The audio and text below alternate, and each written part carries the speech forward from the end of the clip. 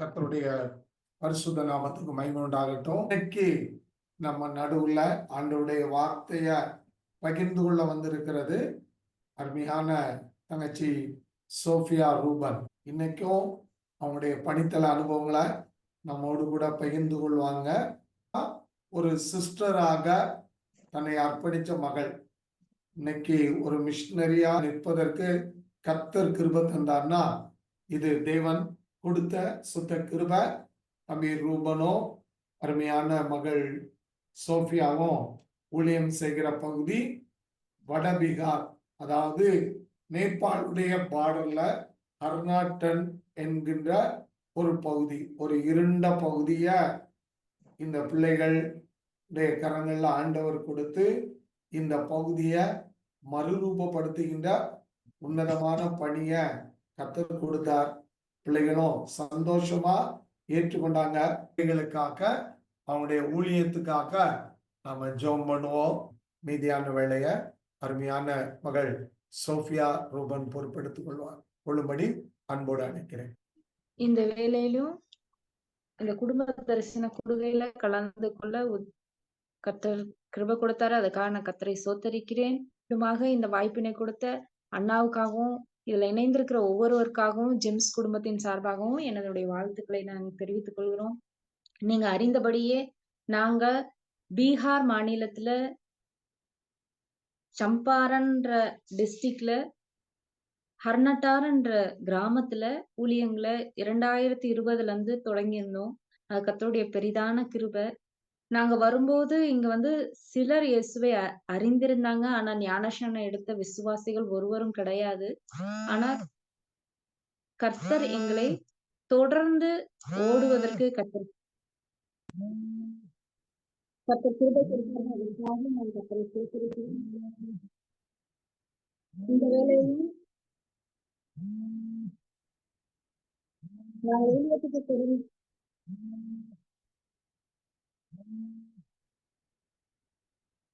நாங்க ஊழியத்துல தொடர்ந்து தொடக்கத்துல வரும்போதே எங்களுக்கும் புதிதாக இருந்தது. ஏன்னா நாங்க கிராமங்கள்ல பார்க்கும்போது மக்களுடைய நிலை மிகவும் மோசமானதாக இருந்துச்சு. ஆனாலும் கர்த்தர் நாங்க வந்த முதல் வருடத்துல ஒரு 8 பேரு ஞானஸ்நானம் எடுக்கிறதுக்கு கிருபை தந்தாரு. அதுக்கப்புறம் தொடர்ந்து நாங்க ஊழியங்கள் செய்து கொண்டிருந்தோம். இப்பயும் இங்க நாங்க அநேக பிரச்சனைகளுக்கு அப்புறம் கர்த்தருடைய பெரிதான கிருபையினால ஆலயம் கட்டுமானம் படி நடப்பதற்கு உதவி செஞ்சாங்க. ஏன்னா நாங்க இருக்கிற இடம் நிறைய நிலப்பரப்புகள் கொண்டது. இங்க நிறைய விளைநிலங்கள் உண்டு. ஆனா யார்கிட்டயுமே இந்த பத்தோன்ற ஒண்ணு கிடையாது. அதனால ஸ்தாபத்துக்காக வாங்கணும்னு சொல்லிட்டு நாங்க அநேக இடங்கள்ல அலைந்தோம். ஆனா அநேக நாட்களுக்கு பிற்பாக கர்த்தர் ஒரு நல்ல இடத்தை எங்களுக்கு ஆயத்தப்படுத்தி கொடுத்தாரு. எல்லா டாக்குமெண்ட்ஸும் சரியா இருக்கும்படிக்கு கர்த்தர் வாய்க்க பண்ணினாரு. அப்போ இந்த இந்த ஆண்டு துவக்கத்துல அந்த நிலத்தை கிரயம் பண்ணுவதற்கு அரசாங்கத்து வழியாக கர்த்தர் கிருபை தந்தாரு. அதுக்கப்புறமும் நிலம் வாங்கினதுக்கு அப்புறமும் நாங்க அநேக தடைகளை ஃபேஸ் பண்ணோம். ஏன்னா மழைக்காலமாக இருந்துச்சு. மழைக்காலம் முடிந்ததுக்கு அப்புறமும் 2 மாதங்கள் எங்க நிலத்துல நாங்க ஒரு அடிக்கு பள்ளம் தோண்டுனாவே தண்ணி மேல வந்துருச்சு. அப்படி நிறைய ஃபேஸ் பண்ணோம். இருந்தாலும் எல்லா காரியங்களையும் எல்லா தடைகளையும் மாற்றி இன்னைக்கு ஆலயத்துல கான்கிரீட் ஒர்க் வரைக்கும் முடிப்பதற்கு கர்த்தர் கிருபை செய்தார். அதற்காக தேவனை ஸ்தோத்தரிக்கிறேன்.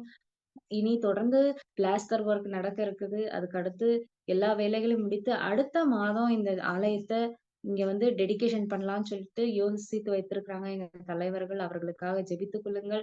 தொடர்ந்து ஆலயத்தின் கட்டுமான பணிக்காகவும் ஜெபித்துக் கொள்ளுங்கள். வேலை செய்கிற விசேஷமாக இங்க வேலை பார்க்கிற மேஸ்திரி பேரு மன்னு. அவருக்காக தொடர்ந்து ஜெபித்துக் கொள்ளுங்கள். ஏன்னா அவர் மனதுல பல யோசனைகள் ஓடிக்கிட்டே இருக்கு. அவரு ஸ்தாபனம்ன்றது நமக்கு தெரியும். ஆனா அவருக்கு ஸ்தாபனம்னா என்னன்னு தெரியாது. அவருக்கு நிறைய காசு பார்க்கணும். ஃபர்ஸ்ட் ஒரு ஊழியமா செய்யணும்னு வந்தாரு. ஆனா இப்ப நிறைய காசு பார்க்கணும்னு மனம் மாறிடுச்சு. இருந்தாலும் கர்த்தர் அவருடைய இருதயத்துல சமாதானத்தை தரணும்னு சொல்லிட்டு நீங்க ஜெபித்துக் கொள்ளுங்கள். எல்லா காரியங்களும் முழுவதுமாக முடிந்து ஏற்ற வேளையில அதை பிரதிஷ்டை பண்ணுவதற்கும் கர்த்தர் உதவி செய்யணும்னு சொல்லி ஜெபித்துக் கொள்ளுங்கள். நான் விசேஷமாக இன்னைக்கு நாங்க இருக்கிற கிராமங்களுடைய நிலையை உங்களிடத்துல நான் சொல்றேன். உங்களுடைய ஒவ்வொருவரும் உங்க ஜெபங்கள்ல நினைவு கூர்ந்து கொள்ளுங்க. ஏன்னா நாங்க இருக்கிற கிராமத்து பேரு ஹர்னட்டார். ஹர்னட்டார்ல அரணாட்டார் வந்து ஒரு மெயின் இடமா இருக்கு. ஒரு மார்க்கெட் பிளேஸ் மாதிரி இருக்கும். அத சுற்றி நெறைய கிராமங்கள் உண்டு. அதுல கர்கட்டின்ற ஒரு கிராமத்துல தான் நாங்க இருக்கிறோம். ஏன்னா, நாங்க ஃபர்ஸ்ட்டு அந்த மார்க்கெட் பிளேஸ்ல தான் குடியிருந்தோம். ஆனா, அங்க இருந்த எங்க ஹவுஸ் ஓனர் வந்து கிராம மக்கள் வீட்டுக்குள்ள வருவத அவங்க வந்து விரும்பல. அதனால நாங்க வந்து கிராமங்களுக்கு கடந்து வந்துட்டோம். ஆனா கிராமத்துல உள்ள குழந்தைங்களானாலும், பெரியவங்களானாலும் எல்லாருடைய நிலைகளும் மோசமாக இருக்கு. வாலிப பிள்ளைங்க பார்த்தீங்கன்னா 8 வரைக்கும் அரசாங்கம் பாஸ் பண்ணி விடுறாங்க. அதனால ஸ்கூலுக்கு போவாங்க. அதுக்கப்புறம் இப்ப 60 பேர் ஒரு கிளாஸ்ல 8ஆம் கிளாஸ் படிக்கிறாங்கன்னா, அதுல வந்து 20 பிள்ளைங்க தான் 9ஆம் கிளாஸ்க்கு போவாங்க. அடுத்து படிக்கிறதுக்கு. பாதி 40 பிள்ளைங்க வீட்ல தான் இருப்பாங்க. ஏன்னா, அவங்களுக்கு படிப்பு அதிகப்படியாக கற்றுக் குடுக்கறதுக்கு இல்ல. ஒழுங்கான கல்வி முறைகளும் இல்ல. ஏன்னா எல்லாரும் அரசாங்க பள்ளி தான். யார் வீட்லயும் ஒரு குழந்தை தான் இருக்குன்னு சொல்ல முடியாது. எல்லார் வீட்லயும் 5 பிள்ளைங்க, பெண் பிள்ளைங்க 1 பையன் இருப்பான். அல்லது 2 பெண் பிள்ளைங்க, 2 பையன், 6 பெண் பிள்ளைங்க. இப்படிதான் எல்லார் வீட்லயும் இருக்கும். அதனால யாருமே வந்து பிரைவேட்ல ஒரு நல்ல ஸ்கூல்ல படிக்க வைக்கணுன்ற எண்ணம் இல்ல. தேவைகள் சந்திக்கப்படாதனால கவர்மெண்ட் ஸ்கூலுக்கு அனுப்புறாங்க.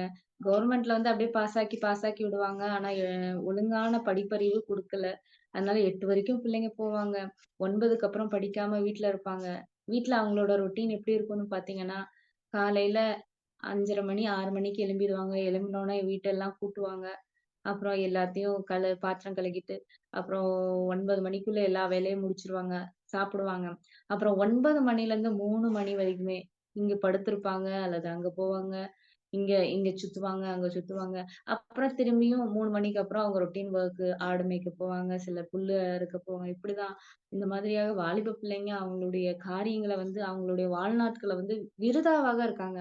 அவங்க வெளியில போய் ஒரு வேலைய கற்றுக்கொள்வதற்கோ, இங்க சுயதொழில் மையங்கள் ஒண்ணும் கிடையாது. பிள்ளைங்க வந்து அப்படியே விருதாவா இருக்கிறாங்க. இதனால அவங்களுக்கும் சின்ன வயசுலயே இந்த மாதிரி எதிர்ப்பாலினரோட அஃபெக்ஷன் சீக்கிரத்துல வந்துரும். 14, 15 வயசுலலாம் அவங்களுக்கு கல்யாண ஆசைகளே வந்துரும். அந்த அளவுக்கு இருக்காங்க. தொடர்ந்து ஜெபித்துக் கொள்ளுங்கள். அதுவும் இல்லாம இங்க வந்து மந்திரம் செய்றவங்க, பில்லி சூனியம் செய்றவங்க வந்து அதிகம். அதனால இந்த நவராத்திரி பூஜைகள் அப்படியெல்லாம் செய்யும்போது, பிள்ளைகளுக்கு சின்ன பிள்ளைங்களுக்கு மேல ஏதாவது ஏவல் செஞ்சு விட்டனால, அசுத்த ஆவியில சின்ன பிள்ளைங்க நெறைய பேர் கஷ்டப்படுறாங்க. இது வந்து யாருக்காவது படைச்சுட்டு அந்த பொருட்கள வந்து வழியில போட்டுருவாங்க. அந்த வழியா போற சின்ன பிள்ளை அந்த மிட்டாய் கடைக்குன்னு எடுத்து சாப்பிடுவாங்க. ஏன்னா, இங்க வந்து 2 நேரம் தான் எல்லார் வீட்லயும் சமைப்பாங்க. காலை இரவு 2 நேரம் தான். மீதி ஏதாவது இருந்தா மதியம் சாப்பிடுவாங்க. இல்லைன்னா இல்ல. அப்படிதான் கொஞ்சம் வறுமையில தான் செல்லுது. ஆனா ஆண்டவர் கண்ணுக்கு எட்டுன தூரம் விவசாய நிலங்கள குடுத்துருக்காங்க. ஆனா ஜனங்கள் வறுமையில தான் இருக்காங்க. இருள்ல இருக்காங்க. தொடர்ந்து ஜெபித்துக் கொள்ளுங்கள். அதனால வழியில போற சின்ன பிள்ளைங்களுக்கு கீழ இருக்கு. அது எடுக்கக்கூடாது அப்படியெல்லாம் கிடையாது. எது கிடைக்குதோ எடுத்து சாப்பிடுற பிள்ளைங்களுக்கு இன்னும் 2 நாள்ல அசுத்தாவி பிடியில கஷ்டப்படுறாங்க. அதுக்காக ஜெபித்துக் கொள்ளுங்கள். விசுவாசிகள் அநேகர் ஆலயத்துக்கு இப்ப புதிதாக கர்த்தர் கொண்டு வராங்க. ஆனா அவங்க விசுவாசத்துல வந்து இன்னும் வேறும் இல்ல. முதல் தலைமுறையினரா இருக்காங்க. ஒரு சிலவங்க அவங்க விடுதலைக்காக வராங்க. ஏன்னா, இங்க வந்து அநேகர் அசுத்த ஆவியினால கட்டுண்டப்பட்டவங்களாக இருக்கிறாங்க. அநேகர் வந்து அவங்களுடைய சுகத்திற்காக வராங்க. அநேகர் வந்து எனக்கு இங்க வந்து நான் எல்லாத்தையும் செஞ்சு பார்த்துட்டேன். இங்க போயிட்டேன், அந்த கோயிலுக்கு போயிட்டேன். மருந்து மாத்திரை சாப்பிட்டேன். ஆனா எனக்கு பிள்ளை இல்ல. எனக்கு இங்க வந்தா பிள்ளை கிடைக்கும். அதுக்காக வராங்க. ஆசீர்வாதங்களுக்காக வராங்க. ஆனாலும் தொடர்ந்து நீங்க உங்களுடைய ஜெபங்கள்ல ஹர்னட்டா ஃபீல்டுக்காக ஜெபித்துக் கொள்ளுங்கள். ஏன்னா, நம்ம வந்து எதுக்காக நான் உங்களிடத்துல சொல்றேன்னா, எங்க விசுவாசிகளுடைய சிலருடைய நிலைகள சொல்றேன். நல்லா சர்ச்சுக்கு வராங்க. அவங்க பேர் சிஸ்டர் நீத்து. ஆ அவங்களும் கல்யாணம் ஆகி அவங்களுக்கு குழந்தை இல்ல. அவங்க வந்து 13 வயசுல திருமணம் ஆகி வந்தாங்க. அவங்களுக்கு வந்து செய்வினை செஞ்சவங்க வந்து யாரும் கிடையாது. அவங்க சொந்த மாமியார் தான். சொந்த மாமியார் செஞ்சு, இன்னும் அவங்க அந்த கட்டுகள்ல இருந்து முழு குடும்பமுமே ஒரு கட்டுல இருக்காங்க. கணவன், மனைவி 2 பேருமே. இப்ப கணவன் வெளியூருக்கு வேலைக்கு போயிட்டாரு. ஆனா இவங்களுக்கு எப்படின்னா, ஆண்டவருக்குள்ள இருப்பாங்க, நல்லா இருப்பாங்க. பிரேயருக்கு வரும்போது இருப்பாங்க. திடீர்னு பார்த்தீங்கன்னா, அவங்களுக்கு ராத்திரி நேரத்துல கெட்ட சொப்பனங்கள் வரும். அடுத்த நாள்லயே அவங்க காலையில இருந்து அவங்களுக்கு ரொம்ப அந்த நாக்கு வந்து தொண்டை வரைக்கும் நீட்டிட்டு இருப்பாங்க. நீங்க யோசித்து பாருங்க. நீங்க தண்ணி குடிக்க பைப்பு கிட்ட போறீங்க. ஆனா குடிக்க முடியாம அந்த நாக்கு வெளியவே இருந்தா அவங்க எவ்ளோ கஷ்டப்படுவாங்க. இப்படி விடுதலை ஆகாம அநேகர் இருக்காங்க. வாலிப பிள்ளைங்க விடுதலை ஆகாம இருக்காங்க. இங்கேயும், அங்கேயும் போயிட்டே இருக்காங்க. பூஜைகள் செய்றாங்க. இப்ப கூட எங்க ஹவுஸ் ஓனரோட பொண்ணுக்கு அடிக்கடி கிடினஸ் வருது. ரொம்ப வீக் ஆயிட்டாங்க. ஹாஸ்பிட்டல் கூட்டு போங்கன்னா, இல்ல அப்படின்னு சொல்லிட்டு அவங்க பக்கத்துல இருக்க பூஜாரி வீட்டுக்கு தான் இன்னைக்கு கூட்டிட்டு போயிருக்காங்க. அங்க போய் பார்த்தா சரியாயிடுவாங்க அப்படின்னு சொல்லிட்டு. இப்படி எங்களுடைய ஜனங்கள் வந்து மூட நம்பிக்கையில இருக்காங்க. அதுக்காக ஜெபித்துக் கொள்ளுங்கள். கர்த்தர் இவர்களுடைய கண்ண திறக்கணும். எப்படியாவது அவங்க என்னன்னா, அரசாங்க ஆஸ்பத்திரிக்கு போனாலும் ட்ரீட்மெண்ட் உண்டு. ஆனா அது அவங்களுக்கு தெரிய மாட்டேங்குது. ஆனா அடுத்த வீட்ல கடன் வாங்கிட்டு போய் நான் பூஜை போட்டாலும் எனக்கு அங்கருந்து விடுதலை கிடைக்கும். இதுதான் அவங்களோட எண்ணமா இருக்கு. அதனால தொடர்ந்து ஜெபித்துக் கொள்ளுங்கள். அடுத்து ஒரு ஜெப குறிப்பாக நான் உங்களிடத்துல வைக்கிறேன். சில வாலிப பிள்ளைங்க சர்ச்சுக்கு முதல் முறையாக வராங்க. ஆனா அவங்களுக்கு திருமணம்னு வரும்போது, அவங்க பின்வாங்கி போயிர்றாங்க. எங்க கூட ஒரு பொண்ணு ஸ்னேகா அப்படின்னு சொல்லிட்டு வந்தாங்க. ஆலயத்துக்கு வந்தாங்க. 3 வருடங்களாக இருந்தாங்க. அப்புறம் அதுக்கு அடுத்து ஞானஸ்நானம் எடுத்து சபையில நல்லா வளர்ந்து வந்தாங்க. இப்போ ஒரு பைபிள் டெஸ்ட் வச்சாங்க. அவங்க தான் எங்க எங்க ஏரியால இருந்து தான் முதல் மதிப்பெண் பெற்றாங்க. அவங்க பேர் ஸ்னேகா. ஆ இப்படி ஆண்டவருக்குள்ள நல்லா இருந்தாங்க. வசனம் படித்து அத அவங்க போஜ்புரி தான் இங்க பேசுவாங்க. அந்த மொழியில மக்களுக்கு போ போதிக்கிற அளவுக்கு வந்திருந்தாங்க. இந்த மாசம் அவங்களுக்கு பிப்ரவரி மாசம் வந்து திருமணம் ஆச்சு. அவங்க வந்து தாரு அந்த இனத்த சேர்ந்தவங்க. தாருன்னா ஆதிவாசிகள். அவங்க வந்து எப்படின்னா, அவங்க ஒரு கொள்கை எப்படின்னா, தாருல இருந்தாங்கன்னா, அந்த ஜாதி வந்து அதிலேயே தான் கல்யாணம் பண்ணுவாங்க. அடுத்த ஜாதிக்கு அவங்க போமாட்டாங்க. வரதட்சணை கிடையாது. இத்தன வருஷம் அவங்க டிலே பண்ணிட்டே இருந்தாங்க. சரி ஆண்டவர் எனக்கு தருவாங்க, தருவாங்க, தருவாங்கன்னு சொல்லிட்டு. அவங்களும் அவங்களுக்கு தருவாங்கன்னு சொல்லிட்டு எதிர்பார்த்து கொண்டிருந்தாங்க. ஆனா அவங்களுக்கு டிலே ஆனதுனால, இப்ப அவங்களும் வந்து ஒரு என்னது அந்நிய வீட்டுக்கே திருமணம் ஆகிட்டு போயிட்டாங்க. இப்ப அவங்கள நாங்க கான்டாக்ட் கூட பண்ண முடியல. உலக பிரமாணமாக தான் திருமணம் நடந்துச்சு. அதனால சபைக்கு வருகிற பிள்ளைகள், வாலிப பிள்ளைகளுக்கு ஏற்ற வகையில கர்த்தர் துணைகளை ஏற்படுத்தி தரணும். ஏன்னா, அவங்கலாம் இதுவரைக்குமே கிறிஸ்டியன் மேரேஜ் எப்படி இருக்கும்னு அவங்களுக்கு தெரியாது. அந்த அனுபவங்களும் எப்படி இருக்குன்னு தெரியாது. என்ன நடக்கணும்னு ஒண்ணும் தெரியாது. ஆனா, நாம கிறிஸ்துவுக்குள்ள வந்தவங்களே மேரேஜ் பண்ணாவும் நம்ம வாழ்க்கை எப்படி இருக்கும்னு அவங்களுக்கு தெரியல. அதனால தொடர்ந்து ஜெபித்துக் கொள்ளுங்க. இந்த காரியம் மட்டும் வரும்போது, எவ்வளோ பழமையான விசுவாசியா இருந்தாலும், 7 வருஷங்கள் ஆனாலும், 5 வருஷங்கள் ஆனாலும் ஏன்னா எங்களுக்கு முன்னாடி இருந்தே இங்க ஒரு ஒரு சிஸ்டர் பக்கத்துல இருந்த நம்ம ஜெம்ஸ் சர்ச்சுக்கு தான் இங்கருந்து 30 கிலோமீட்டர் அங்க போயிட்டுருந்தாங்க. ஆனா, அவங்க பசங்களுக்குன்னு திருமணம் பண்ணும்போது பார்த்தீங்கன்னா, அவங்க உலக பிரமாணமான பிள்ளைகள தான் தேடிட்டு வந்தாங்க. உலக பிரமாணமான கல்யாணம் தான். அந்த கல்யாணத்துல அவங்களும் எதெல்லாம் விட்டாங்களோ, அந்த கல்யாணத்துல எல்லாவற்றையும் செஞ்சு முடிச்சுட்டாங்க. எல்லா சடங்கு, சம்பிரதாயங்கள். அதனால நீங்க தொடர்ந்து ஜெபித்துக் கொள்ளுங்கள்.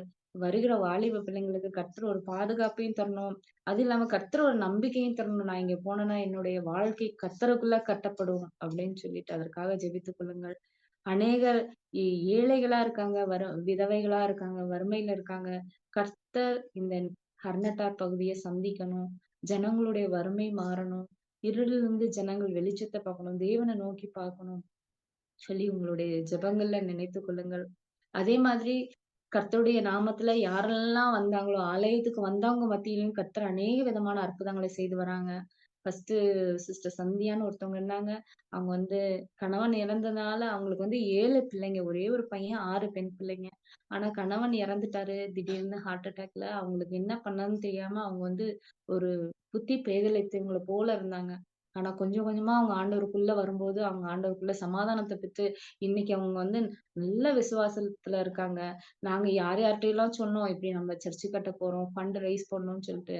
எங்க விசுவாசிங்க ஒரு சிலவங்க என்ன மேஸ்திரி ஒரு நாளைக்கு ரூ. 500 சம்பாரிக்கிறவங்களா இருந்தாலும், யாருமே ரூ. 1 எங்களுக்கு எங்க விசுவாசிகள் சார்புல கொண்டு வரல. ஆனா அவங்க ஏழை விதவையா இருந்தாலும், கர்த்தர் எனக்கு சமாதானத்த தந்திருக்காரு. நாங்க ஃபர்ஸ்ட்டு எல்லாத்துலயும் நாங்க கம்மியா இருந்தோம். எங்க வீட்ல சாப்பாட்டுக்கு இல்லாம இருந்துச்சு. வறுமையில இருந்தோம். ஆனா இயேசுக்குள்ள வந்ததுக்கப்புறம் எங்களுக்கு எல்லாமே ஆசீர்வாதமா இருக்கு. இத்தனைக்கும் அவங்க பெரிய பணக்காரங்க கிடையாது. அவங்க கிட்ட வந்து 2 எரும மாடு இருக்கு. அந்த பால வித்து தான் அந்த 6 பெண் பிள்ளைங்க. அந்த குட்டி பையன் வந்து நம்ம ஹாஸ்டல்ல படிக்கிறான். அந்த 6 பெண் பிள்ளைங்கள பாத்துக்கிறாங்க. ஒரு சின்ன பொட்டி கடை வச்சிருக்காங்க. அதுல இருக்கிற சம்பளத்த வச்சு தான் அவங்க குடும்பத்த ஓட்டுறாங்க. இருந்தாலும் என்னோட சார்பா நான் என் ஆலயத்துக்கு தரேன் அப்படின்னு சொல்லிட்டு அவங்க ரூ. 10,000 காணிக்கையாக குடுத்தாங்க. இதுக்காக நான் கர்த்தரை ஸ்தோத்திரிக்கிறேன். இப்படிப்பட்ட விசுவாசிகளையும் கர்த்தர் தந்ததுக்காகவும் நான் கர்த்தரை ஸ்தோத்திரிக்கிறேன். இன்னும் இந்த பணித்தளத்துல அற்புதங்களும், அடையாளங்களும் ஆதி அப்போஸ்தலர் நாட்கள்ல நடந்தது போல, இன்னும் ஜனங்கள் இயேசுவின் நாமத்துல விடுதலையாகணும். அப்புறம் எல்லா நேரத்திலும் அ ஊழியக்காரங்க வசனத்த தைரியமாக போதிக்கிறதுக்கு கர்த்தர் உதவி செய்யணும். எல்லா விதத்திலும் பதற்றம் இல்லாம தெளிந்த ஆலோசனை உள்ளவர்களாக இருக்கணும்னு சொல்லிட்டு நீங்க எங்க ஹர்னட்டார் பணித்தளத்துக்காக ஜெபித்துக் கொள்ளுமாறு நான் உங்களை கேட்டுக்கொள்கிறேன். அடுத்ததாக நம்ம தொடர்ந்து தேவ வசனத்துக்குள்ளாடி நம்ம ஜெபிக்கலாம். போகலாம். நான் வந்து உங்களுக்காக நெறைய பிரசங்கம் பண்றதுக்குலாம் இல்ல. ஏன்னா இந்த காலத்துல இந்த நாட்கள்ல அநேக நேரங்கள்ல வந்து நம்ம அநேகர் இடத்துல இருந்து நெறைய காரியங்கள வசனங்கள கேட்கறதுக்கு நெறைய வாய்ப்பு வந்துருச்சு. ஃபோன்ல யூடியூப்ஸ்ல கேட்கிறோம். சர்ச்சுக்கு போகும்போது கேட்கிறோம். நெறைய பிரேயர் மீட்டிங் நடக்குது. அதனால என்னை விட நீங்க எல்லாருமே வசனத்துல தேறினவர்களாக இருக்கிறீங்கன்னு நான் விசுவாசிக்கிறேன். இருந்தாலும் கர்த்தர் இந்த நேரத்துல கொடுத்த ஒரு சிறிய பகுதிய, எனக்குன்னு தோணுன பகுதிய நான் உங்களிடத்துல வந்து ஷேர் பண்ண விரும்புகிறேன். கர்த்தர் நம்ம எல்லாருடனும் பேசும்படியாக நான் இந்த நேரத்துல கர்த்தரிடத்துல ஜெபிக்கிறேன். இந்த வசனங்கள் எனக்கும் இல்ல, எனக்கு மட்டும் இல்ல, எல்லாருக்கும் இந்த Zoom மீட்டிங்ல இருக்கிற எல்லாருக்கும் பிரயோஜனமாக கர்த்தர் மாற்றி தரணும்னு சொல்லிட்டு நம்ம ஜெபிக்கலாம். அதுபோல நம்ம கர்த்தருக்குள்ள இந்த வசனத்துக்குள்ள போகலாம். இது வந்து நம்ம கூடியிருக்கிறது வந்து குடும்ப தரிசன கூடுகையினால, நான் வேதத்துல இருந்து ஒரு குடும்பத்த பத்தி தான் பேசலான்னு யோசிச்சிருக்கேன்.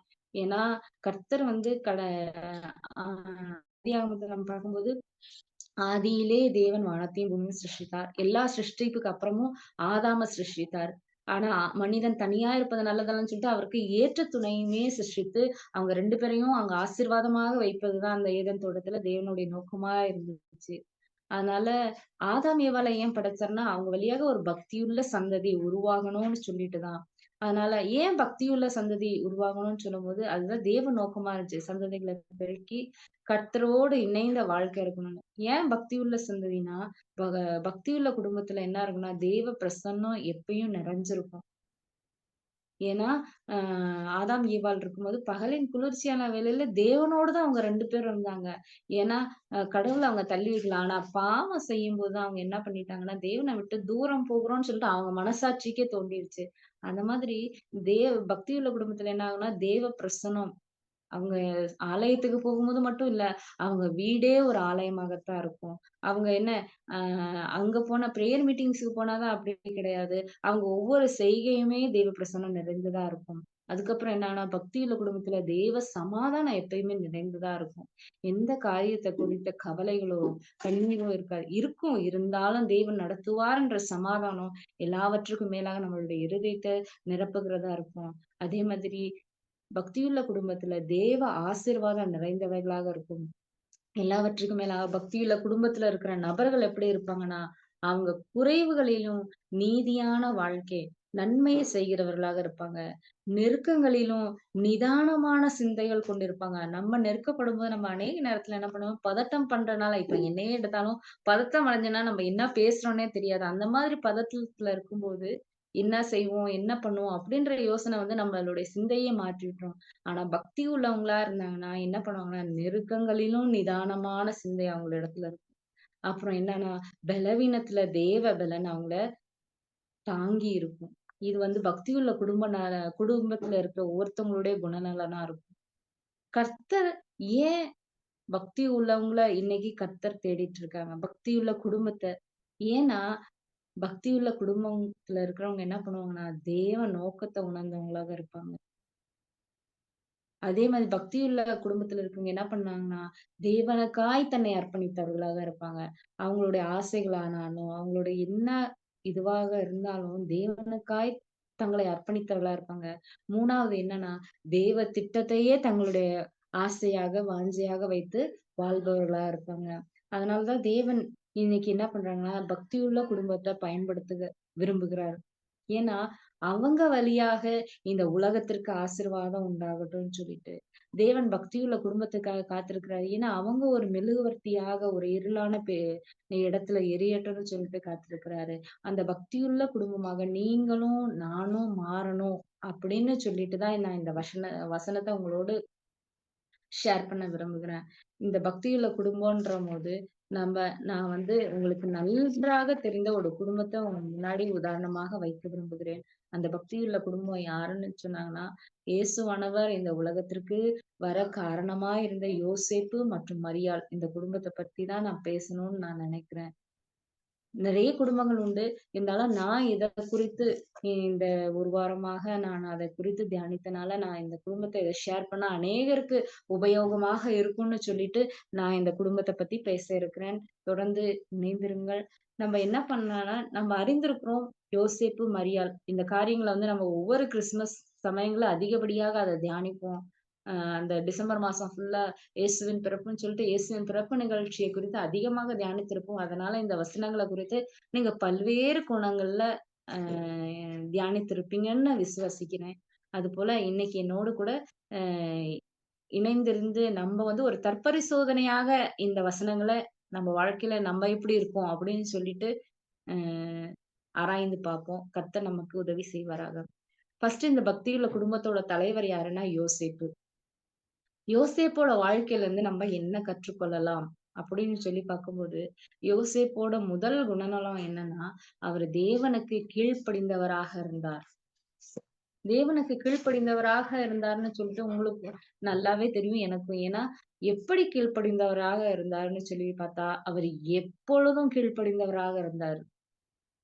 எல்லா காரியத்திலயும் கீழ்ப்படிந்தவர்களாக இருந்தாங்க. இன்னைக்கு நம்ம எப்படி இருக்கோம்னா, எ சர்ச்சுக்கு போவோம். அங்கருந்து தீர்க்க தரிசனம் சொல்லும்போது, நமக்கு சாதகமான வார்த்தைகளாக இருந்தால், அதை நம்ம ஏற்றுக்கொள்வோம். நம்ம காயப்பட்டுட்டு போறோமா, அங்கருந்து கர்த்தர் உன் இருதயத்தின் காயங்களை ஆற்றுவார். கர்த்தர் உனக்கு சமாதானம் அப்படின்ற வசனம் வரும்போது, கர்த்தர் இன்னைக்கு எனக்காக பேசினார் அப்படின்னு சொல்லி நமக்கு சாதகமாக, நமக்கு சந்தோஷமான, நமக்கு எது சரியாக தோணுதோ, அந்த வார்த்தைகள் வரும்போது நம்ம ஏற்றுக்கொள்கிறோம். ஆனா, மற்ற காரியங்கள், இல்ல நம்ம மனம் திரும்பணும். இன்னும் நம்ம இத குறைத்துக் கொள்ளணும். இனி நம்ம அப்படி செய்யக்கூடாது. அப்படின்னு வரும்போது நம்ம வந்து அதை ஏற்றுக்கொள்ள தயங்குகிறோம். ஏற்றுக்கொள்ள மாட்டோம்னு சொல்லல, ஏற்றுக்கொள்ள தயங்குகிறோம். ஆனா, இங்க இவரோட வாழ்க்கையில பார்க்கும்போது, எல்லா காரியத்திலயும் தேவனுக்கு கீழ்ப்படிந்தவராக இருக்கிறாரு. எல்லா காரியம்னா, முதலாவதாக மரியாதை ஏற்றுக்கொள்வது. இன்னைக்கு நம்ம யோசித்து பார்ப்போம். நம்மளுடைய பார்ட்னர் வந்து நமக்காக கொடுக்கப்பட்ட கணவனோ, நமக்காக கொடுக்கப்பட்ட மனைவியோ, நமக்காக கொடுக்கப்பட்ட பிள்ளைகளோ, ஏதாவது ஒரு காரியத்துல நமக்கு விரோதமாக தவறு செய்யும்போது, அவங்கள நம்மளால ஏற்றுக்கொள்ள முடியுமா? ஆனா ஆண்டவர் சொல்றாரு, அவங்கள ஏற்றுக்கோன்னு சொல்லும்போது, நம்ம ஏற்றுக்கொள்ளுகிறோமா? தயங்குகிறோம். ஆனா அந்த காரியத்துல அவர் தேவனுக்கு கீழ்ப்படிந்தார். அதுக்கப்புறம் பிள்ளைய தூக்கிக் கொண்டு எகிப்துக்கு போ, பிள்ளைய தூக்கிக் கொண்டு இஸ்ரவேலுக்கு போ அப்படின்னு சொல்லும்போது, உடனடியாக அது இரவு நேரம், பகல் நேரம் எதையுமே பார்க்கல. உடனே ஆமென்னு சொல்லிட்டு தேவனுக்கு கீழ்ப்படிந்த வாழ்க்கை. இன்றைக்கு நாம் நம்முடைய வாழ்க்கையில எப்படிப்பட்டவர்களாக இருக்கிறோம்?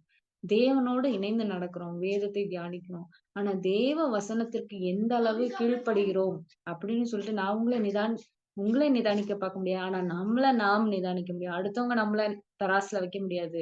ஆனா நம்ம தராசுல இல்ல, அடுத்தவங்களோட ஒப்பிட்டு பார்க்க வேணாம். நம்ப வசனத்தோடு ஒப்பிட்டு பார்க்கணும். தேவ வசனத்துக்கு, தேவனுக்கு நம்ம இன்னைக்கு எப்படி கீழ்ப்படுகிறோம்? என்னால முடிகிறதா? எல்லா வசனங்களையும் என்னால ஏற்றுக்கொள்ள முடிகிறதா? அதப்படி செய்ய முடிகிறதா? ஏன்னா, இன்னைக்கு நம்ப தேவ பக்தியுள்ளவர்களாக, தேவனுக்கு கீழ்ப்படிகிறவர்களாக இருந்தால் மட்டுமே, நம்ம குழந்தைகளானாலும், நம்மள பார்க்கிற நம்ம சொந்தக்கார பிள்ளைகளானாலும், நம்மள பார்க்கிற நம்ம பேர பிள்ளைகளானாலும், ஆமா, எங்க குடும்பத்துல அவங்க இப்படிதான் நாங்க இருப்போம். தேவனுக்கு கீழ்ப்படிந்தவங்களாங்க. அப்ப அது அந்த அந்த குணம் வந்து அவங்களுக்குள்ளயும் கடந்து செல்லும். அடுத்ததாக 2வது நம்ம என்ன பார்க்கலாம்னா, யோசேப்பு வந்து ஏழையானவராகத்தான் இருந்தாரு. ஆனா நீதிமானாக இருந்தாரு.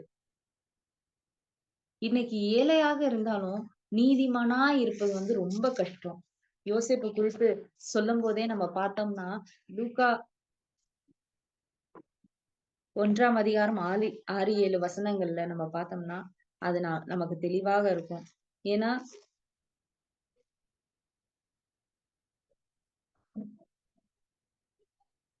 மத்தேயு 1லயும் இருந்தும் நம்ம பார்க்கும்போது, அங்க என்ன பண்றாங்கன்னா, வழியிலேயே வந்து மரியாளுக்கு பிள்ளை பேர் உண்டாயிருச்சு. அவங்க போய் எல்லா இடத்துலயும் கேட்டு பார்க்குறாங்க. அவங்க கிட்ட வந்து என்ன சொல்ட்டாங்கன்னா, "இங்க சத்திரம் எதுவும் காலியா இல்லன்னு" சொல்லிட்டு, அதனால அவங்களுக்கு வந்து என்னது மாட்டு கொட்டாய குடுத்தாங்க. இது வந்து நமக்கு தெரிந்த கதை தான். ஆனா யோசித்து பாருங்களேன், இன்னைக்கு நம்ம ஒரு இடத்துக்கு கொஞ்சம் தொலைதூரமா போறோம். அங்க வந்து டிக்கெட் புக் பண்ணணும். ஆனா நமக்கு வந்து டிக்கெட் கிடைக்கல. வெயிட்டிங் லிஸ்ட்ல வருது. உடனே நம்ம என்ன பண்ணுவோம்? கொஞ்சம் எக்ஸ்ட்ரா பைசாவ கொடுத்து தக்கல்ல டிக்கெட் கிடைக்குமா? அப்படின்னு தான் நம்ம தேடுறோம். ஆனா இங்க அப்படி கிடையாது. இவர்கிட்ட அந்த அளவுக்கு பைசா கிடையாது. நான் கொஞ்சம் எக்ஸ்ட்ரா காசு குடுக்குறேன். சத்திரத்துக்குள்ளாடி என் மனைவிய விடுங்கன்னு கூட கேட்கறதுக்கு முடியல. அவர் ஏழையாக இருந்தாலும் நீதிமானாக இருந்தாரு. ஆனா, இன்னைக்கு வந்து ஏழையா இருக்கும்போது நீதிமானா இருப்பது வந்து ரொம்ப கஷ்டம். ஏன்னா, இப்ப நான் சொன்னபடி நாங்க இருக்கிற இடத்துல இருக்கிற மக்கள் வந்து ரொம்ப ஏழையானவங்க. நாங்க ஃபர்ஸ்ட்டு இந்த கிராமத்துக்கு வரும்போது எனக்கு அ மக்களோட இணையவே ஏன்னா நாங்க வரும்போது எங்களுக்கு குடுத்த வீட்ல வந்து எந்த 2 ரூம் எடுத்தோம். ஒரு கிச்சன். ஆனா எதுலயுமே கதவுகள் கிடையாது. அப்ப வந்து எங்க ஹவுஸ் ஓனருக்கு வந்து 20 பேர பிள்ளைங்க. எல்லாரும் உள்ள வருவாங்க. எல்லாரும் பெட்ல ஏறுவாங்க. எல்லாரும் மண்ல விளையாடுவாங்க. மண்ல விளையாண்டுட்டு அப்படியே வந்து எடுப்பாங்க. அப்புறம் வந்து கொஞ்ச நாள்ல எங்களுடைய பாதி பொருட்கள் கிளாஸ் இல்ல, அது இல்ல. அப்படி போகும்போது என்னால அத ஏற்றுக்கொள்ளவே முடியல. ஆனா அதுக்கப்புறம் கர்த்தர் எனக்கு நிறைய நீடிய பொறுமைய குடுத்தாங்க. இதெல்லாம் ஏன் அவங்க செய்றாங்க அப்படின்னு நான் பார்க்கும்போது, அவங்களுக்கு என்னன்னா, அவங்க வீட்ல அது இல்ல. அவங்களால வாங்க வசதி இல்ல. இதுதான். போன வாரத்துல இங்க போன வாரம் இல்ல, போன மாதத்துல இங்க வந்து ஒரு மேளா மாதிரி என்ன போட்டிருந்தாங்கன்னா, இந்த மகா சிவராத்திரி பெரிய கடைகள்லாம் நெறைய கடைகள் வரும். மக்கள் வந்து அன்னைக்கு ராத்திரி ஃபுல்லா 3 நாள் நடக்கும். ராத்திரி இரவு ஃபுல்லா அன்னைக்கு அந்த ராத்திரி அன்னைக்கு யாரும் தூங்க மாட்டாங்க. நெறைய கிராமங்கள்ல இருந்து ஆயிரக்கணக்குல மக்கள் வருவாங்க. அதனால அங்க அந்த மேளால பார்த்தீங்கன்னா, சின்ன சின்ன பிள்ளைங்க தான் இருப்பாங்க. கடைக்காரர் அந்தான திரும்பும்போது உடனே அவங்களுக்கு தேவையான பொருட்கள எடுத்துட்டு ஓடிருவாங்க. அத பார்க்கும்போது எங்க எங்க பையன், "அம்மா நான் இத எடுத்துக்கிட்டாம்மா?" நாங்களும் போயிருந்தோம். அந்த கடைய பார்க்கறதுக்கு. அப்ப எங்க பையன், "அம்மா நான் இத எடுத்துட்டு வந்துட்டேன்ம்மா." நான் சொன்னேன், "தங்கம் அது எடுக்கக்கூடாதும்மா" அப்படின்ட்டு. ஆனா, அத அவங்கள யோசிச்சு பாருன்னா, அவங்க கிட்ட இல்ல, அவங்களால வாங்க முடியல. உதாரணத்துக்கு இன்னொன்னு சொல்லணும்னா, இங்க ஒரு பொண்ணு இருக்கா. அவளுக்கு வயசு இப்ப 13 தான். அவளுக்கு வந்து யாரையும் முகம் பார்க்காத ஒரு நபரோடு எப்படியோ கா கான்டாக்ட் கிடைச்சிருச்சு. நம்பர் கிடைச்சிருச்சு. அந்த முகம் பார்க்காத நபரோட அவ டெய்லியும் பேசணும். ஆனா, அவங்க வீட்ல ஃபோன் வசதி கிடையாது. அவ என்ன பண்ணா தெரியுமா? அவங்களுக்கு பக்கத்து வீட்ல இருக்கிற ஒரு நபர்கிட்ட இருந்து ஒரு ஃபோன் எடுத்தாங்க. அப்புறம் கரண்ட் வசதி இல்லாதவங்க ஒரு சிலவங்க இருக்காங்க. அவங்க வந்து பொதுவாக அ சார்ஜ் போடுற இடம்னு ஒண்ணு இருக்கு. அந்த இடத்துல ஃபோன போட்டு எல்லாரும் வேலைக்கு போயிட்டாங்க. இன்னொரு செல்ல இருந்து சிம்ம கழட்டியாச்சு. இதெல்லாம் அந்த சிம்ம கழட்டி வச்சு, அது வந்து இன்னொரு நபரோட பேசிக்கிட்டு இருந்தாங்க. இந்த கதை 2 நாளா இருந்துச்சு. ஆனா, அந்த ஃபோன காணோன்றவங்களும் வீடு ஃபுல்லா தேடிட்டே இருக்காங்க. அவங்க தூசி தூசிட்டு இருக்காங்க. சாபம் விட்டுட்டு இருந்தாங்க. சிம் காணோம்னு சொன்னவங்களும் இப்படியே தான் இருந்தாங்க. ஆனா, அதுக்கப்புறம் அத கண்டுபிடிக்கிறதுக்கு கர்த்தர் எனக்கு உதவி செய்தாரு. அப்புறம் நான் அவங்க கிட்ட போய் சொன்னேன். வந்து நான் மற்றவங்க கிட்ட சொல்லல. அவங்க வீட்டார் இடத்துல போய் நான் சொன்னேன். "இப்படி வந்து உங்க பொண்ணு மறைவாக பேசிக்கிட்டு இருக்கா. அது எனக்கு யாருன்னு எனக்கு தெரியாது. நீங்க கண்டுபிடிச்சுக்கோங்க." அப்படின்னு சொன்னோனே, அவங்க இது பண்ணும்போது, கடைசில பார்த்தா அந்த பொண்ணுட்ட தான் ஒரு புதிய ஃபோனும், பக்கத்து வீட்டாரோட ஃபோனும் இருந்துச்சு. இன்னொரு வீட்டாரோட சிம்மும் இருந்துச்சு. அப்ப என்னன்னா, ஏழையாக இருக்கும்போது அவங்க நீதிமான் உண்மையா இருக்கணும்ன்றது முடியாத காரியம். ஆனா இங்க நம்ம யோசேப்போட நிலைய நம்ம பார்க்கும்போது, அவரு ஏழையா தான் இருந்தாரு. அவர்கிட்ட எக்ஸ்ட்ரா சார்ஜ் குடுத்து கூட சத்திரத்துல இடம் கேட்க முடியல. ஆனா இருந்த போதிலும் அவர் நீதிமானா இருந்தாரு. நம்ம மத்தேயு 1:19 வசனத்துல அங்க சொல்லும்போதே யோசேப்ப குறித்து சொல்லும்போதே சொல்லியிருப்பாங்க. அவள் புருஷனாக யோசேப்பு நீதிமானாய் இருந்து அவளை அவமானப்படுத்த மனதில்லாமல் ரகசியமாய் அவளை தள்ளிவிட யோசனையாய் இருந்தான். இப்ப நீதிமானாய் இருக்கிறது வந்து ரொம்ப கஷ்டம். இன்னைக்கு நம்ம இந்த வசனத்தோட ஒப்பிட்டு பார்ப்போமே! நம்ம வாழ்க்கையில குறைவுகள் வரும்போது நம்ம எப்படி இருக்கிறோம்? கர்த்தருக்கு உண்மையா இருக்கிறோமா? கர்த்தர்கிட்ட செஞ்ச பொருத்தனைகள்ல உண்மையா இருக்கிறோமா? கஷ்டங்கள் வரும்போதோ, இல்ல ஏதாவது வியாதிக்காக நம்ம வந்து அதிக செலவுகள் செய்யப்படும்போதோ, அல்லது வேற ஏதோ தேவைகளுக்காக நம்ப செலவு செய்து குறைந்து போகும்போது, நம்ம வாழ்க்கையில குறைவுகள் வரும்போது நம்ம நீதிமானாய் இருக்கிறோமா? இல்ல சில பொய்கள சொல்லி அந்த தருணங்கள கடந்து போக போறோமா? ஏன்னா, உலகத்துல ஒரு ஒரு சில இடங்கள்ல நம்ம பார்த்தோம்னா, உண்மையா இருக்கிறவனுக்கு மதிப்பில்லாதது போல, பொய் சொல்றவனுக்கு உயர்வு உடனே வந்துர்றான் போல. நம்ம எப்படி இருப்போம்? நம்ம அந்த குறைவான நிலை வரும்போது, நம்ம ஆண்டவருக்கு முன்பாக நீதிமானாக நிற்கிறோமா? இல்ல ஆண்டவர விட்டு தூர போகிற மாரி பொய்கள சொல்லி அதை கடந்து வரோமா? இல்ல முகதாட்சிணியம் பார்த்து, இல்ல அவரு அப்படி பண்ணிட்டாரு, இப்படி பண்ணிட்டாருன்னு சொல்லிட்டு, முகதாட்சணியம் பார்த்து நம்ம அந்த சந்தர்ப்பங்கள வந்து கடந்து வர்றவங்களாக இருப்போமா? கொஞ்சம் யோசித்து பார்ப்போம். நம்ம எப்படி இருப்போம்? இருக்கிறோம்னு சொல்லிட்டு. நம்ம வாழ்க்கையில நம்ம வசதிகள் குறையும்போது, நம்ம சௌகரியங்கள், நம்ம எதிர்பார்த்தவைகள் எல்லாம் தலைகீழாக மாறும்போது, நம்மளுடைய நிலை எப்படி இருக்குது? நம்ம கர்த்தருக்கு முன்பாக நீதிமானா இருக்கிறோமா? நம்மளுடைய நெருக்கங்கள்ல வரும்போது, நமக்கும் தேவனுக்குள்ள உறவுல, நமக்கு குறைவுகள் வரும்போது, நமக்கும் தேவனுக்கும் உள்ள உறவுலயும், நமக்கும் மற்றவர்களுக்கும் உள்ள உறவுல சரிசமமாக நம்மளால இருக்க முடிகிறதா? கொஞ்சம் யோசித்து பார்ப்போம். 2வது யோசேப்ப குறித்து நம்ம பார்த்தோம்னா, நிதானமாக செயல்படுகிறவராக இருந்தார். ஃபர்ஸ்ட்டு அவரு நீதிமானா இருந்தாரு. 2வது வந்து நிதானமாக செயல்படுகிறவராக இருந்தாரு. எந்த காரியத்துலன்னு சொல்லி நம்ம பார்த்தோம்னா, மரியாளை ஏற்றுக்கொள்கிற காரியத்துல அவர் நிதானமாக செயல்பட்டாரு. இன்னைக்கு நம்ம எப்படிப்பட்டவங்களாக இருக்கோம்? யோசித்து பாருங்க. நம்ம மரியாள ஏற்றுக்கொள்ளும்போது, அவர வந்து அவமானப்படுத்தணும்னு சொல்லி விரும்பாம நிதானமாக செயல்பட்டாரு. ஆண்டவர் சொல்லிட்டாரு, "நீ ஏற்றுக்கொண்டு தான் ஆகணும்னு" சொல்லிட்டு, உடனே ஆமென்னு சொல்லிட்டு ஏற்றுக்கொண்டுட்டாரு. அவர் நெனச்சிருந்தா, அவர் வந்து என்ன பண்ணியிருந்திருக்கலாம், மரியாள வந்து ஏற்றுக்கொள்ளாம போயிருந்திருக்கலாம். ஆனா நிதானமாக செயல்பட்டாரு. ஆனா நம்ம இன்னைக்கு எல்லா காரியங்களையும் சில நேரங்கள்ல நம்ம வாழ்க்கையில தீர்மானங்கள் எடுக்கும்போது, நிதானமாக இருக்க முடிகிறதா நம்மளால? நாம பிள்ளைகள் சில நேரத்துல தவறான டெசிஷன் எடுக்கும்போது, நம்ம நிதானமாக செயல்படுகிறோமா? இல்ல கோவப்பட்டு இன்னும் அவங்கள அதிகமாக அவங்க உடைந்து போகறதுக்கு காரணமாக இருக்கிறோமா? இங்க பார்த்தீங்கன்னா, இது வந்து என்ன சொல்றது? யாருமே ஏற்றுக்கொள்ள மாட்டாங்க. கல்யாணத்துக்கு முன்பாக ஒருத்தவங்க வந்து கர்ப்பமா இருக்கும்போது, இந்த காலங்கள்ல விதிமுறைகள் எல்லாம் மாறி இருந்தாலும், கல்யாணத்துக்கு முன்பாகவே ஒரு சிலவங்க எல்லாம் முடிக்கிறாங்க. அதெல்லாம் இல்ல. ஆனா அந்த காலங்கள்ல, ஆண்டவருக்கு பயந்த காலங்கள்ல இருக்கும்போது, இப்படி ஒரு காரியம் வரும்போது அவங்க என்ன யாருமே ஏற்றுக்கொள்ள மாட்டாங்க. நம்மளா இருந்தாலுமே ஏற்றுக்கொள்ள மாட்டோம். நமக்கு இப்படிப்பட்ட ஒரு துணை கிடைச்சா ஏற்றுக்கொள்ளுமா? இல்ல வேண்டாம். நம்ம பிள்ளைங்களுக்கு ஒரு செகண்ட் மேரேஜ் பண்ணி குடுக்கணும்னாவே அதுக்கு பல யோசனை. ஐயோ! செகண்ட் மேரேஜா? இல்ல அப்படின்னு சொல்லி நம்ம நோ சொல்லுவோம். ஆனா இங்க வந்து யோசேப்பு வந்து நிதானமாக இருந்தார். இன்னைக்கு நம்ம எப்படிப்பட்டவங்களாக இருக்கிறோம்? நிதானமாக இருக்கிறோமா? நம்ம பிள்ளைங்களுடைய வாழ்க்கையில டெசிஷன் மேக்கிங்கா இருந்தாலும், இல்ல கணவன் மனைவிக்குள்ளேயும் சில சண்டைகள் வரும்போது, ஏன்னா எல்லாருமே எத்தன வருடங்கள் தாண்டி இருந்தாலும் சில உரசல்கள், சில சச்சரவுகள் வரும்போது, நம்ம எப்படி டெசிஷன் மேக்கிங் இருக்கும்? இல்ல சொல்றோமா, "உன்னைய கட்டிட்டு வந்தனால தான் நான் இப்படி இருக்கேன்னு" சொல்லிட்டு ஒருத்தவங்கள ப்ளேம் பண்ணிர்றோமா? கணவனையோ அல்லது மனைவியையோ நம்ம ப்ளேம் பண்ணியிருக்கோமா? அத கொஞ்சம் யோசிப்போம். இவர் யோசேப்ப போல நிதானமாக செயல்படணும் எல்லா காரியத்திலயுமே.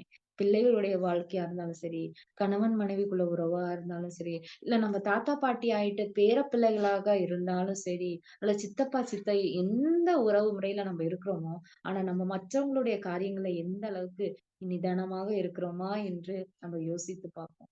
ஏன்னா நிதானமாக இருக்கும்போது, அதனுடைய முடிவு வந்து சம்பூர்ணமாக இருக்கும். நமக்கு நல்லா தெரியும் கெட்ட குமாரன் உவமை. அந்த உவமையில பார்க்கும்போதுனா, அந்த அப்பா ரொம்ப நிதானமாக ஏன்னா, மகன் எல்லாத்தையும் அழிச்சு போட்டுட்டான். குடிச்சு எல்லா இதையும் பண்ணிட்டு, தப்பெல்லாம் பண்ணிட்டு, எல்லாத்தையும் இழந்துட்டு வந்து நிக்கிறான். ஆனா, அப்ப அவரு நிதானமாக ஓடி போய் கட்டி பிடிச்சு, "நீ என் மகன்னு" சொல்லிட்டு இன்னைக்கு நம்ம அந்த இடத்துல இருந்தோம்னா, நம்ம பிள்ளைங்க நம்மள விட்டு சிறு சிறு தவறுகள் செய்யும்போது, நம்ம அவங்ககிட்ட அந்த அன்ப காட்ட முடிகிறதா?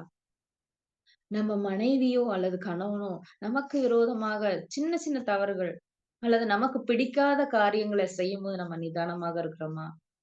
இல்ல நம்மளுடைய வார்த்தைகள் எப்படிப்பட்டதாக இருக்குது? எப்பயும் நீங்க உங்கள மட்டும் தான் பார்த்துக்குவீங்க. உங்க ஃபேமிலிய தான் பார்ப்பீங்க. எங்க ஃபேமிலிய பார்க்க மாட்டீங்க. எப்பயும் நீங்க இப்படிதான் பண்ணுவீங்க.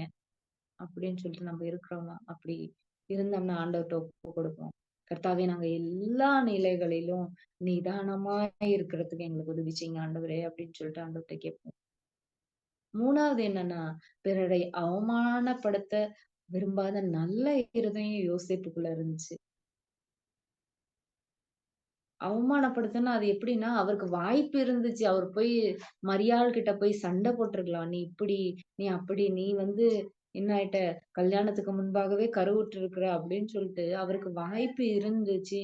ஆனா வாய்ப்பு இருந்தபோதும் அவர அவமானப்படுத்த விரும்பாத அவருக்குள்ள ஒரு நல்ல இருதயம் இருந்துச்சு. இன்னைக்கு நாம எப்படிப்பட்டவர்களா இருக்கிறோம்? நம்ம காதுகளுக்கு நம்ம உறவின் முறையாருடைய யாராவது ஒருவருடைய சில தவறுகள் நம்ம காதுகள்ல கேட்கும்போது, நம்ம எப்படி அந்த தவறுகள நோக்கி பார்க்கிறோம்? எல்லாருக்கும் முன்பாக கூட்டு அட்வைஸ் பண்றோன்ற பேர்ல என்ன பண்ணிருவோம், எல்லாரும் இருக்கிற இடத்துல பொதுவாக போய் சொல்லிட்டோம்னா, அந்த பாத்திரம் அந்த பையனாக இருந்தாலும் சரி, பொண்ணாக இருந்தாலும் சரி, அந்த நபர் அந்த இடத்திலேயே உடைஞ்சு போயிடுவாங்க. நம்ம கவுன்சிலிங் குடுக்குறோம்னு சொல்லிட்டு, இல்ல அவன நேர்வழிப்படுத்துறேன், இல்ல நான் அவன வந்து சரியாக்குறேன், அந்த பிள்ளை நான் சொன்னா கேட்டுக்குவான்னு சொல்லிட்டு என்ன பண்ணிருவோம், அவங்கள அவமானம் ஒரு சின்ன செயல், அந்த பாத்திரம் முழுசா உடைஞ்சு போகுறதுக்கும், அந்த பாத்திரம் முழுசா ஆண்டவர விட்டு தூரம் போகுறதுக்கும் காரணமாயிருது. இன்னைக்கு நம்ம எப்படி இருக்கோம்? மத்தவங்கள அவமானப்படுத்துகிறோமா? தவறுகள் நடக்கும்போதா இருந்தாலும் சரி, இல்ல வேற எந்த காரியங்களாக இருந்தாலும் சரி, நம்ப மற்றவரோட ஒப்பிட்டு பார்க்கிறோமா? நம்ம பிள்ளைங்கள மற்றவங்களோட ஒப்பிட்டு பார்க்கிறோமா? அத கொஞ்சம் நம்ம பார்த்துக்குவோம். ஏன்னா, நாங்க எங்க பிள்ளைங்களுக்கு அநேக நேரத்துல நெறைய கற்றுக் குடுப்போம். ஏன்னா, என் பையன் வந்து எப்படின்னா, அவன் நல்லா சாப்பிடுவான். எல்லார் வீட்டுக்கும் போய் சாப்பிடுவான், அப்படி இருப்பான். ஆனா, நான் அவன்ட்ட கற்றுக் குடுப்பேன். அவன் மத்தவங்க வீட்டுக்கு எங்க வீட்டுக்கு வரும்போது அவங்கள இடத்துல அவன் சண்டை போடுவான். அப்ப அவனுக்கு நாங்க பொறுமையா சொல்லிக் குடுப்போம். கண்ணு அப்படி யாரையும் பண்ணக்கூடாது. அம்மா இவங்க அப்படி பண்றாங்கம்மா. அம்மா இவங்க இப்படி பண்றாங்கம்மா. இவங்க கிளீனா இல்லம்மா. சொல்லுவேன். அப்படி சொல்லக்கூடாது தம்பி. அவங்க உனக்கான ஃப்ரெண்டு. இவங்க எல்லாருக்கும் மாடல் உதாரணம் நீயா இருக்கணும். அம்மா இவங்க குளிக்க மாட்டேங்கிறாங்கம்மா. இவங்க இப்படி பண்றாங்கம்மா. நான் சொல்லுவேன், அப்படி சொல்லக்கூடாது தங்கம் அப்படின்னு. அது குழந்தைங்க அவங்க அப்படி போயிடுறாங்க. ஆனா பெரியவங்களாகிய நம்ம எப்படி இருக்கோம்? மற்றவங்கள எந்த விதத்துல கனம் பண்ணுகிறோமா? வசனம் இருக்கு. கனம் பண்ணுவதில் முந்திக் கொள்ளுங்கள்னு. ஆனா இன்னைக்கு நம்ம அடுத்தவங்கள கனம் பண்றோமா? இல்ல நம்ம அடுத்தவங்கள எப்படி பார்க்கிறோம்? யோசேப்புக்குள்ள அவரும் ஒரு நார்மலான மனிதன் தான். ஆனா அவருக்குள்ள இருந்த குணம் எப்படி இருந்துச்சுன்னா, எந்த விதத்திலயும் யாரையும் காயப்படுத்திறக் கூடாது. எந்த விதத்திலயும் நான் யாரும் உடைவதற்கு காரணமா இருக்கக்கூடாது. இன்னைக்கு நம்மளும் ஆண்டவர்ட்ட கேட்போம். ஆண்டவரே எனக்கும் இப்படிப்பட்ட ஒரு மென்மையான இருதயத்த குடுங்க ஆண்டவரே. நான் என்னைக்கும் என் கணவன காயப்படுத்திறக்கூடாது. நான் என்னைக்கும் என் மனைவிய காயப்படுத்திறக்கூடாது. ஆண்டவரே என்னுடைய வார்த்தைகள் என்னைக்கும் என் பிள்ளைகள் இடறி போறதுக்கு காரணமா இருந்துறக்கூடாது. அப்படின்னு சொல்லிட்டு ஒப்பு கொடுப்போம். என் சொந்தக்கார பிள்ளைகளா இருந்தாலும் சரி, என்னுடைய அம்மாவாக இருந்தாலும், அப்பாவாக இருந்தாலும், மாமனார், மாமியார் அல்லது கணவன், மனைவி, சித்தப்பா, சித்தி யாராக இருந்தாலும், யாரும் ஆண்டவர விட்டு தூரம் போகுறதுக்கு நான் காரணமா இருந்துறக்கூடாது. அப்படின்ற ஒரு மனத ஆண்டவரே பிறனை அவமானப்படுத்தாத ஒரு நல்ல இருதயத்தை எனக்கு தாங்க அப்படின்னு சொல்லி நம்ம கேட்டுக்குவோம். அடுத்ததாக இங்க பார்த்தோம்னா, அவரு தேவன் கொடுத்த பொறுப்ப வந்து நிறைவேற்றுறதுக்கு தீவிரம் காட்டினாரு. இது சொன்னபடியே தேவன் வந்து என்னது இரவுல எந்திரிச்சு எகிப்திற்கு போன்னு சொல்றாங்க. சொப்பனத்துல தான் ஆண்டவர் பேசினாரு யோசேப்பு கூட. இரவுல எந்திரிச்சு போ அப்படின்னு சொல்லும்போது உடனே போறாரு. அடுத்து கொஞ்ச நாள் கழிச்சு நீ அங்க போன்னு சொன்னோனே இன்னொரு இடத்துக்கும் கிளம்பி போறாரு. நம்ம இது மத்தேயு 2ஆம் அதிகாரத்துல நம்ம பார்க்க முடியும். தேவன் கொடுத்த பொறுப்ப வந்து நடத்துவதற்கு தீவிரமா இருந்தாரு. இன்னைக்கு நம்ம எப்படிப்பட்டவர்களாக இருக்கோம்? தேவன் நமக்கு என்ன பொறுப்பு கொடுத்திருக்காரு? நம்ம வந்து ஒரு சின்ன விளக்கா இருந்து நம்ம போற இடம் எல்லாம் இயேசுவின் நாமத்த பிரசங்கிக்கிற ஒரு வெளிச்சமா இருக்கணும். சர்வ சிருஷ்டிக்கும் இயேசுவின் நாமத்த சொல்றவங்களாக பிதா, குமாரன், பரிசுத்தாவின் நாமத்துல ஞானஸ்நானம் கொடுங்கள்னு சொல்லுகின்ற அந்த பொறுப்ப நம்ம எந்த அளவு தீவிரமா செய்றோம்? இன்னைக்குமே நான் குறைவுள்ளவளாக தான் அந்த வசனத்துக்கு முன்னாக இருக்கேன். ஏன்னா, இன்னமும் என்னால எங்க ஹவுஸ் ஓனர்ட்ட ஆண்டவர பத்தி சொல்ல முடியல. கிரியைனால அவங்க பிள்ளைங்க பிரேயருக்கு வருவாங்க, விபிஎஸ்க்கு வருவாங்க. அவங்க குட்டி, குட்டி பிள்ளைங்க எல்லாரும் வருவாங்க. வசனம் சொல்லுவாங்க, படிப்பாங்க. ஆனா, அந்த பெரியவங்கள் இடத்துல என்னால சொல்ல முடியாத தருணங்கள் கிடைக்க மாட்டேங்குது. அவங்க அவங்க ஒரு எங்கள சிரிச்சு பேசுற அளவுக்கு தான் நாங்க இருக்கோம். ஆனா இன்னைக்கு நம்ம தமிழ்நாடாக இருந்தாலும் சரி, நீங்க இருக்கிற ஒவ்வொருவரும் அவங்கவங்க ஏரியாவ நெனச்சு பாருங்க. நம்ம வட இந்தியாவுக்காக ஜெபிக்கிறோம். ஏன்னா இங்க இல்ல. ஆமா உண்மதான். ஆனா நம்மளுடைய தமிழ்நாட்ட நம்ம எடுத்துக்கொள்வோம். ஒவ்வொரு மாவட்டங்கள எடுத்துக்கொள்வோம். நீங்க இருக்கிற மாவட்டங்கள எடுத்துக்கொள்ளுங்க. உங்க மாவட்டங்கள்ல எல்லாரும் ரட்சிக்கப்பட்டவங்களா இருக்காங்களா? அங்க வேத வசனம், ஆலயங்கள் அதிகம் இருந்துமே, அநேகர் இருட்டுல தான் இருக்காங்க. அதனால தேவன் தந்த பொறுப்ப நிறைவேற்ற நம்ம எப்படிப்பட்டவங்களாக இருக்கோம். அடுத்து யோசேப்பு எப்படிப்பட்டவங்களா இருந்தாங்கன்னா, தாழ்மை, அப்புறம் எளிமையான வாழ்க்கைய கடைபிடிக்கிறவங்க. எந்த இடத்துல கடைபிடிக்கிறாங்கன்னா, இயேசு பிறந்ததுக்கு அப்புறம் சாஸ்திரிகள் வராங்க. உலகத்திலேயே பெரிய ஞானவான்ங்க வந்து அவங்களுக்கு வந்து ஆஃபரிங்லாம் உங்க மகன் ராஜான்னு சொல்றாங்க. ஆனா இப்படி சொன்னதுக்கு அப்புறமும் ராஜாவோட அப்பா நான் வந்து பெரிய ராஜா அப்படின்னு சொல்லி அவங்களுக்குள்ள ஒரு எந்த எதுவுமே கிடையல. தாழ்மையாக இருந்தாங்க. அவங்க வந்து கொண்டு வந்த கிஃப்ட் அப்படிதான். சாதாரணமான பிளாஸ்டிக் பொருளோ, சாதாரணமான ஆடைகளோ கிடையாது. தங்கமும் வெள்ளியையும் கொண்டு வந்தாங்க. ஆனா இவ்வளவு வந்ததுக்கு அப்புறமும் அவங்க எளிமையாகத்தான் இருந்தாங்க. அவங்க தேவைகளை தேவன் சந்தித்தாரு. இத்தனை ஆசீர்வாதங்களும், இத்தனை பெற்ற பிறகும், இத்தனைகளை அறிந்த பிறகும் அவங்க தாழ்மையும், எளிமையும் தரித்திருந்தாங்க. இன்னைக்கு நம்ம எப்படிப்பட்டவங்களாக இருக்கோம்? நம்மளுடைய வேலை காரியங்கள்ல நமக்கு ஒரு ப்ரமோஷன் கிடைச்சிச்சுன்னா நம்ம எப்படிப்பட்டவங்களாக இருக்கோம்? இன்னைக்கு வரைக்குமே நம்ம ஒருத்தவங்க கூட சேர்ந்து போறோம். ஆனா நாளைக்கு நம்ம அந்த டீமுக்கு ஹெட்டா மாறிட்டோம்னா, நம்ம கூட இருக்கவங்கள எப்படி நம்ம ட்ரீட் பண்றோம்? நம்ம கிட்ட அந்த தாழ்மை இருக்கா? அவங்க கூட நம்ம சேர்ந்து உட்கார்றோமா? இல்ல. அவங்கள விட்டு ஒரு சேர் தள்ளி உட்கார்றோம். ஏன்னா நான் ஒரு ஹெட். நான் ஒரு லீடர் அப்படின்ட்டு போறோம். நம்மளுடைய வேலைகள அவங்க கிட்ட ஷேர் பண்றதுக்கோ, நம்மளுடைய காரியங்கள அவங்க கிட்ட ஷேர் பண்ணணும். ஏன்னா நான் லீடர். நான் போய் உன்கிட்ட என்னத்த சொல்ல முடியும்? உன்கிட்ட என்ன சொல்ல முடியும்? ஏன்னா நீ எனக்கு கீழ. அப்படின்ற ஒரு எண்ணத்துல நம்ம என்ன பண்ணிடுறோம்? நம்ம தாழ்மைய பறிக்கிறதுக்கு மறந்து போய்க்கிறோம். அடுத்து நம்ம வாழ்க்கையில ஆசீர்வாதங்கள் வரும்போது நம்ம எப்படி இருக்கிறோம்? புது வீடு கட்டிட்டோம். ஆ புது நிலம் வாங்கிட்டோம். புதிய புதிய காரியங்கள் நம்ம வாழ்க்கையில வரும்போது நம்ம என்ன பண்றோம்? தேவன விட்டு தூரம் போய் தாழ்மைக்கு பதிலாக என்ன பண்ணிடுறோம்? பெருமை நமக்குள்ள வந்துருது. ஆனா அது எல்லாத்தையும் தேவன் மாற்றும்படியாக நம்மளுக்கு இருப்போம். அடுத்து நம்மளோட பொர்விஷன் எல்லாமே கிடைச்சிருச்சு எனக்கு. எனக்கு எல்லாமே இருக்கு. எல்லாமே இருக்கும்போது நம்ம எப்படிப்பட்டவங்களாக இருக்கலாம்? ஒண்ணும் இல்ல. ஏதாவது குறை வரும்போது ஆண்டவரே, ஆண்டவரே, ஆண்டவரேன்னு சொல்லிட்டு ஓடுறோம். ஆண்டவரே எனக்கு உதவி செய்யுங்க அப்படின்ட்டு. ஆனா நமக்கு இது எல்லாமே கிடைச்சதுக்கு அப்புறம் நம்ம என்ன பண்றோம்? தாழ்மையை மறந்து போறோம். எளிமையான வாழ்க்கைய மறந்து போறோம். ஆனா கர்த்தரிடத்துல கேட்போம். ஆண்டவரே நாங்க தாழ்மையை தரித்திருப்பதற்கு எங்களுக்கு உதவி செய்யுங்க ஆண்டவரே. தாழ்மையா இருப்பதற்கு எங்களுக்கு கற்றுக் கொடுங்க ஆண்டவரே. வசனம் சொல்றது போல தாழ்மை உள்ளவர்களுக்கு கர்த்தர் கிருபை கொடுக்கிறார். நாங்க தாழ்மையா இருப்பதற்கு எங்களுக்கு உதவி செய்யுங்க ஆண்டவரே. எளிமையான வாழ்க்கை வாழ்றதுக்கு உதவி செய்யுங்க. எளிமையான வாழ்க்கைனா, எளிமையா இருக்கும்போது எல்லாருமே நம்ம கூட சேர்ந்துக்குவாங்க. ஆனா இதே நம்ம அவங்கள விட ஒரு படி மேல நம்ம போகும்போது என்ன ஆயிடும்னா, ஐயோ! இவங்க ரொம்ப இதா இருக்காங்க. இவங்க கிட்ட போய் நம்ம பேச முடியுமா? ஒரு தயக்கம் வந்துரும். இந்த கிராமங்கள்லயும் நாங்க அப்படிதான். சில நேரங்கள்ல நாங்க என்ன பண்ணுவோம்னா, எங்க குழந்தைங்களுக்கு பிறந்த நாள் வரும். கொண்டாடணும்னு ஆசைகள் இருந்தபோதும் நாங்க கொண்டாட மாட்டோம். ஏன்னா நம்ம கொண்டாடுனா, உடனே அந்த பிள்ளைங்க போய், "அப்பா எனக்கு எப்பப்பா பிறந்த நாள்?" இங்க பாத்தீங்கன்னா, பாதி பேரோட ஆதார் கார்டுல டேட் ஆஃப் பர்த்த பாத்தீங்கன்னா, 1, 1 வருடங்கள் மட்டும் வித்தியாசம் பண்ணிருக்கு. ஜனவரி மாதத்திலேயே எல்லா குழந்தைங்களும் பிறந்த ஒரு குடும்பத்திலேயே பாத்தீங்கன்னா, பாதி பேருக்கு இதே டேட் தான் டேட் ஆஃப் பர்த்தா இருக்கும். அவங்களுக்கு தெரியாது. ஏன்னா அறியாமையில இருக்கிறாங்க.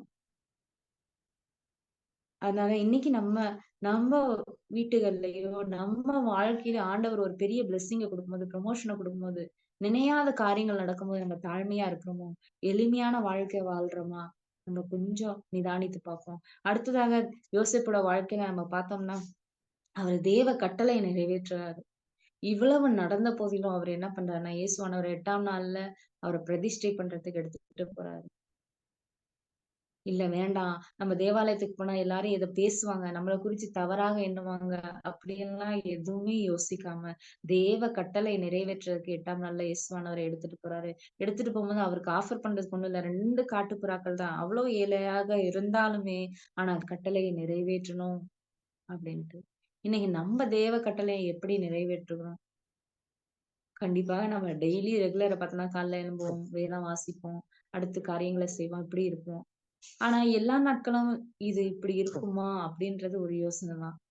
தேவ கட்டளைகள நம்ம என்ன பண்ணுவோம், சில நேரங்கள்ல நம்ம பலவீனங்கள, சில நிறைய பிரச்சனைகள், நெருக்கங்கள் வரும்போது நம்ம என்ன பண்ணுவோம்னா, அந்த கட்டளைய மறந்து போகிறோம். ஆனா இவங்க என்னன்னா, எல்லாமே இல்லாத நிலையிலுமே தேவ கட்டளை நிறைவேற்ற கவனமா இருந்தாங்க. இன்னைக்கு நம்ம எப்படிப்பட்டவங்களாக இருக்கோம்? கொஞ்சம் யோசித்து பார்ப்போம். நம்ம ஏழையாக இருந்தாலும், நம்ம நீதிமானா வாழ்றோமா? நெருக்கங்கள் வந்தாலும், பிரச்சனைகள் எல்லாமே நம்ம நினைக்கிறதுக்கு மாறாக நடந்தாலும், நம்ம நிதானமாக செயல்படுறோமா? 3வது நம்மகிட்ட பிறரை குறித்த எண்ணங்கள், பிறரை எந்த விதத்துல நம்ம இது பண்றோம், உருவாக்குறோமா? இல்ல அவமானப்படுத்தி உடைந்து போகுறோமா? ஆண்டவர்ட்ட கேட்போம். அவமானப்படுத்தாத ஒரு இருதயத்தை எனக்கு தாங்க. பிறரை மதித்து வாழணும். 4வது தேவன் கொடுத்த பொறுப்ப நிறைவேற்றுறதுல எந்த அளவு தீவிரம் காட்டணும். 5வது தாழ்மையும், எளிமையுமா இருக்கணும். 6வது தேவ கட்டளையை நிறைவேற்றணும். அடுத்ததாங்க நம்ம மரியாளுடைய வாழ்க்கைய பார்ப்போம். மரியாளுடைய வாழ்க்கையில நம்ம என்ன கத்துக்கிறோம்? மரியாள் பத்தி சொல்லணும்னா உங்களுக்கு நல்லாவே தெரியும். இந்த வசனம் எல்லாருக்கும் தெரியும். இதோ நான் ஆண்டவருக்கு அடிமை. முதலாக என்னன்னா, அவங்க தேவ திட்டத்துக்கு தங்களை முழுமையாக அர்ப்பணித்தாங்க. அவங்க யோசிக்கல, ஐயோ! நான் இந்த காரியத்த செஞ்சேன்னா உலகமே என்னைய தப்பா பேசுமே. ஐயோ! நான் இப்படி ஆயிடுவேனே! எல்லாரும் என்னை இப்படி பேசுவாங்களே! எதையுமே யோசிக்கல.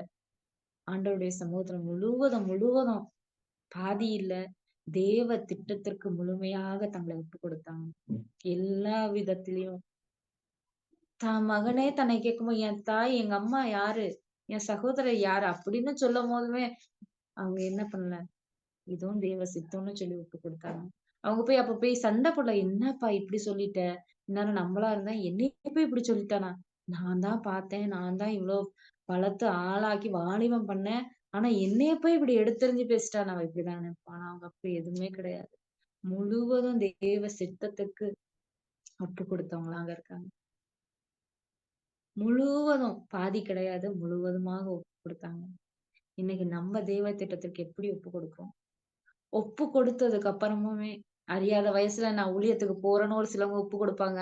ஆனா பெருசாயி அவங்களுக்கு நல்ல வேலை கிடைச்சிருச்சு, இல்ல நல்ல இடத்துல திருமணம் ஆயிருச்சுன்னா என்ன பண்ணுவாங்க? இந்த ஒப்பு கொடுத்ததுல மறந்து போயிடுறாங்க. ஆனா தேவன் அத மறக்க மாட்டாரு. இன்னைக்கு நெறைய பேர் ஊழியத்துக்கு வாலிபத்துல ஒரு இதுல ஒப்பு குடுத்துருவாங்க. ஆனா அவங்களுக்குன்னு நேரம் வரும்போது சொல்லுவாங்க, சாக்கு போக்கு சொல்லுவாங்க. "இல்ல ஆண்டவரே, இன்னும் என் தங்கச்சிங்களுக்கெல்லாம் கல்யாணம் ஆகல. இல்ல ஆண்டவரே, எங்க அப்பா, அம்மாக்கு யாரும் கிடையாது." அப்படின்னு சொல்லிட்டு. ஆனாலும் தேவன் நம்மளோட இத அர்ப்பணிப்பா பார்க்குறாரு. இன்னைக்கு நம்ம அர்ப்பணித்து அநேக காரியங்கள நம்ம அர்ப்பணிச்சிருப்போம். ஏன் இந்த வருஷம் தொடக்கத்திலேயே 1ஆம் தேதி நம்ம நெறைய தீர்மானங்கள எடுத்திருப்போம். ஆனா அந்த தீர்மானங்கள் எல்லாம் நம்ம சரியா செய்ய முடியுதா?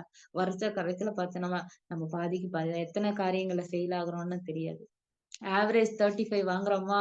இல்ல 40 வாங்குறோமான்றது நமக்கு தெரியாது. ஆண்டவருக்கு முன்பாக நம்ம வசனத்துக்கு நேராக நிறுத்தி பார்க்கும்போது. ஆனா முழுமையாக அர்ப்பணித்தார். 2வது என்னன்னா, உற்சாகமான ஆவி உடையவங்களாக இருந்தாங்க. இந்த காரியம் கேட்டபோது ஆண்டவர் தூதர் வழியாக சொல்றாங்க, "உன் உறவின் முறையாக எலிசபெத்தும் கர்ப்பமா இருக்கா." அங்க போய் அவங்களுக்கு வாழ்த்துதல் சொல்றாங்க. வாழ்த்துதல் சொல்லி அவங்க அந்த வாழ்த்துதல் சத்தத்தை கேட்கும்போது அவங்க வயிற்றுல இந்த பிள்ளையும் துள்ளிற்றுன்னு சொல்லியிருக்கு. அதனால அப்படிப்பட்ட உற்சாகம். இன்னைக்கு நம்ம எப்படிப்பட்டவங்களாக இருக்கோம்? நம்ம நம்மளுடைய கதைய சொல்லி மத்தவங்கள அழுக வைக்கிறவங்களாக இருக்கோமா? இல்ல நம்ம வீட்ல கஷ்டம் தான். இருந்தாலும் ஆண்டவர் அப்படி கிடையாது. ஆண்டவர் நடத்துவார் அப்படின்னு சொல்லி பாசிட்டிவ் மைண்ட்ல உற்சாகப்படுத்துறோமா? அநேகர் முந்தி செல்வதற்கு நம்ப ஒரு உந்துதலாக இருக்கிறோமா? அநேகர் ஏறி செல்வதற்கு ஏணிப்படியாக இருக்கிறோமா? இல்ல அநேகர பின் செல்லுகிற வழுக்குகிறவர்களா இருக்கிறோமா? நம்ம யோசித்து பார்ப்போம். உற்சாகமான ஆவியுடையவராக இருந்தாரு. 3வது என்னன்னா, பழைய ஏற்பாட்டுல ஆபிரகாமை போல விசுவசித்தார். அவர் என்னன்னா, ஆபிரகாம் தேவன் அழைக்கும்போது காணாதவளை யோசித்து ஆண்டவர் மேல விசுவாசித்து வந்தாரு. அவர் எதையுமே பார்க்கல. இஸ்ரவேல பார்க்கல. ஒண்ணும் எந்த தேசத்தையும் பார்க்கல. ஆசீர்வாதத்த பார்க்கல. இருந்தாலும் தேவன நம்பி வந்தார். அதே போலவே இவங்களும் விசுவாசித்தாங்க.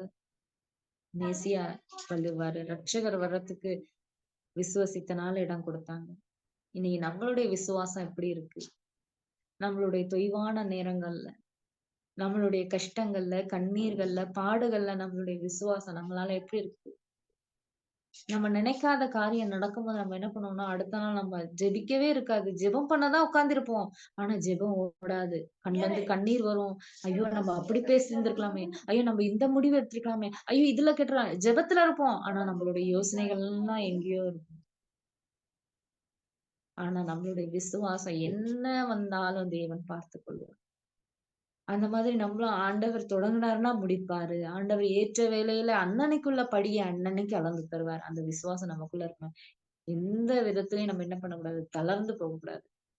ஆண்டவர விட்டு தூரம் போகிற யோசனை வச்சிருக்க கூடாது. நம்ம விசுவாசத்துல வேரூன்றப்படணும்.